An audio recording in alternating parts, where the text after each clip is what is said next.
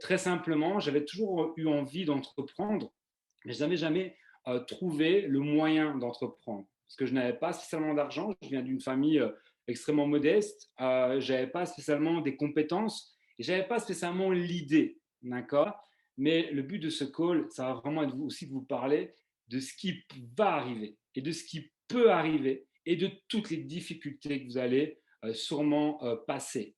Comme ça, vous êtes prêts. C'était la peur. C'était la peur de savoir comment j'allais faire. Je commençais un nouveau business dans un secteur qui était totalement nouveau pour moi, ok, totalement nouveau, et je ne savais pas comment faire. Et là, j'avais déjà ce premier sentiment de peur, comme peut-être vous l'avez vous aussi également. Comment je vais faire? Est-ce que je vais perdre mon argent? Et là, je peux vous dire que quand vous avez la peur qui vous domine, et c'est peut-être le cas encore une fois maintenant, ok, vous ne pouvez pas être à 100% tant que vous avez cette peur. Tant que vous avez cette peur, vous ne pouvez pas être à 100%. C'est comme si tu étais bridé, c'est comme si on te tenait en fait, et tu ne peux pas aller à fond. Ça, c'est la première difficulté que vous allez avoir. La peur, la réflexion, comment je vais faire, etc.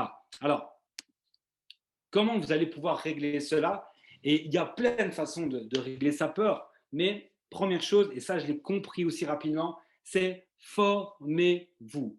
Formez-vous et passez à l'action et faites de la répétition. Répétition, répétition, répétition. Votre présentation n'était pas bonne. Recommence. Ton closing n'était pas bon. Recommence.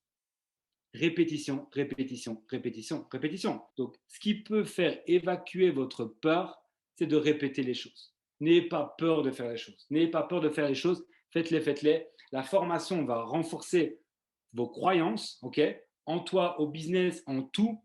Et la répétition et l'action va faire en sorte que tu vas tout doucement évacuer tes peurs.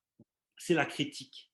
Mettez-moi qui s'est déjà senti critiqué, le jugement des autres. Qu'est-ce que ma famille va dire? Qu'est-ce que mes proches vont dire si je m'intéresse à la crypto-monnaie? Ils vont dire que c'est peut-être pas bien. Qu'est-ce que ma fiancée, mon mari va dire si je lui dis que je veux me lancer dans l'industrie du marketing relationnel? On va me critiquer. Ça, c'est un sentiment que j'ai eu pendant très, très, très longtemps. Blabla, blabla, blabla, blabla. Ça va, le riche? Ça va, le millionnaire? Et c'est quand tu es millionnaire? Et quoi? Tu vas à un mariage? Tu penses qu'à l'argent? Plein de choses comme ça, tout le temps, tout le temps, tout le temps. Et ça, encore une fois, vous n'êtes pas à 100% parce que le jugement des autres, la moquerie des autres va prendre le dessus sur vous. Ça, c'est un problème que j'ai connu et je vois en privé que beaucoup de gens connaissent. Okay, donc, ça prouve bien que ce que j'ai vécu et ce qui se passe maintenant, ben, c'est exactement la même chose que pour vous. Okay, on n'est pas différent. Le conseil que je peux vous donner, c'est que n'oublie jamais pourquoi tu as démarré. Ne laisse jamais la critique prendre le dessus. Les gens vont vouloir te défocaliser, te déstabiliser, te désorienter. Mais la réalité, c'est que si tu te rappelles pourquoi tu vas aller au point B, tu ne vas pas lâcher. Tu ne vas pas lâcher. Et ça, c'est quelque chose qui est très important. Développez votre vision, développez votre pourquoi, sachez pourquoi vous allez le faire. Parce que là, la critique, à un moment donné, vous allez l'entendre, mais vous allez entendre du bla, bla, bla, bla, bla, bla, bla, et vous allez continuer. Vous allez continuer, continuer, continuer, continuer. Et ici, j'ai fait une faute, que tu passeras au-dessus des critiques. C'est pourquoi tu te bats et rien ne peut t'arrêter. Rien ne peut t'arrêter. Ni aucun blabla. Parce que les gens qui vous critiquent, je peux vous dire, hein, les amis, c'est que vous leur donnez envie, en fait. C'est que vous provoquez quelque chose. Et moi, je me suis donné une règle depuis maintenant ces 2 dernières années. Si on me critique, c'est que je suis dans la bonne direction. Parce que souvent, les gens qui vont vous critiquer, elles ne sont pas du tout dans la direction que vous voulez aller. C'est l'impatience. Tu es impatient que ça aille vite, ok? Tu es impatient que tu gagnes vite de l'argent. Tu es impatient de vite passer des positions. Tu es impatient d'avoir vite le 5 chiffres, etc. Et Coco, faire 5 chiffres par mois dans le commun des mortels, est-ce que c'est régulier? Est-ce que c'est pour tout le monde? Non. Moi, je connais des entrepreneurs qui ont pris des risques à des centaines de milliers d'euros et qui ont pris des années pour atteindre des revenus corrects. On va prendre l'exemple d'un. Tout à l'heure, j'entendais Brandon qui parlait justement, il discutait avec une personne sur Messenger et elle lui disait: j'entame 7 années d'études. J'entame 7 années d'études. Je ne sais pas si c'est les personnes ici qui ont fait des longues études. Vous avez compris que moi, non. Elles ont été très courtes.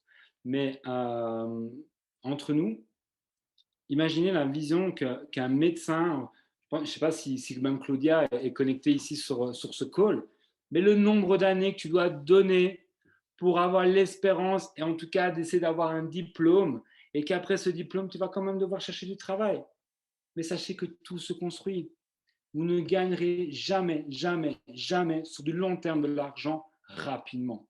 Donc, donnez-vous du temps parce que l'impatience peut être votre pire ennemi. Il va falloir faire des sacrifices. Il va falloir travailler dur. Oui, je vous dis les mots. Travailler dur, la trahison. Parce qu'à un moment donné, vous allez voir que vous allez faire de l'argent, vous allez avoir des résultats, tout va plus ou moins bien se passer, etc. Et boum, il y a encore un truc qui va arriver, c'est la trahison. Certaines personnes vont vous décevoir. Vous savez, il y a des gens qui vont vous décevoir. Peut-être que c'était ton meilleur ami, il t'a suivi dans le projet, il était chaud, il t'a dit moi jamais je te quitterai, on va faire la guerre ensemble, on va faire les plus beaux réseaux, etc. On va être riches ensemble, etc. Et un jour, il te lâche. Et un jour, il te lâche. Il te met un petit couteau dans le dos. Tu apprends en fait que peut-être il est intéressé par un autre business, etc. Ça va vous arriver.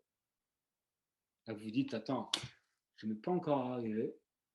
C'est sûr que Maxime est en train de se dire, mais attends, il est en train de faire peur à tout le monde, mais c'est la réalité. Ça, c'était ma réalité. Peut-être que vous, elle sera mieux. Peut-être que vous serez peut-être moins trahi, etc. Et je vous le souhaite, mais ça arrivera. Vous allez voir du manque d'éthique. Vous allez avoir des doutes qui vont commencer à vous envahir, etc. Vous allez être déçu des gens. Mais le secret pour tout ça, ça va être de développer votre mindset, votre développement personnel. C'est-à-dire qu'à un moment donné, vous devez passer au-dessus de ça.